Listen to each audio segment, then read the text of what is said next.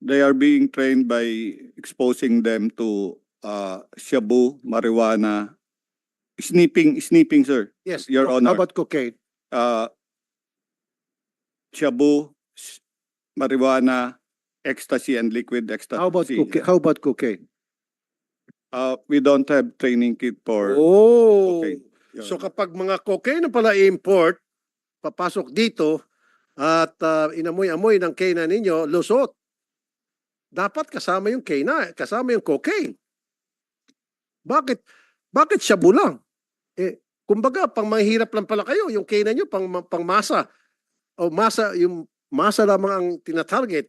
Dapat pati yung mga elite, kasi mga elite, cocaine na ginagamit, hindi nagsashabu yung mga mayaman dyan. Di ba? Yung mga big time, cocaine yan.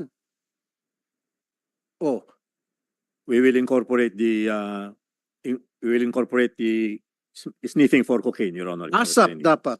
Yes, Your Honor. ASAP from now on. So, lahat pala ng mga pasahero sa eroplano, papasok sa bansa natin, may isang maletang cocaine, mukhang inutil lang yung, hindi na ma-sniff.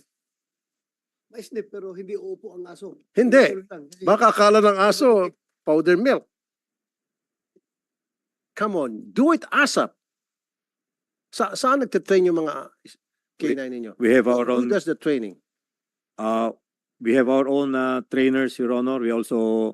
What are the qualifications of these people who trained from your agency, who trained dogs how to sniff contrabands?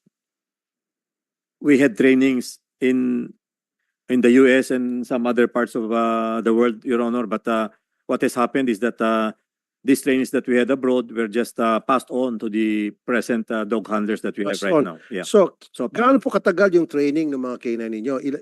Ilan linggo po? Linggo ba? Buwan? Taon? O 2 araw? 3 araw?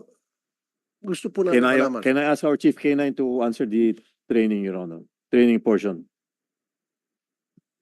Kinay, Kinay, you may answer. 6 months po, Mr. Chair.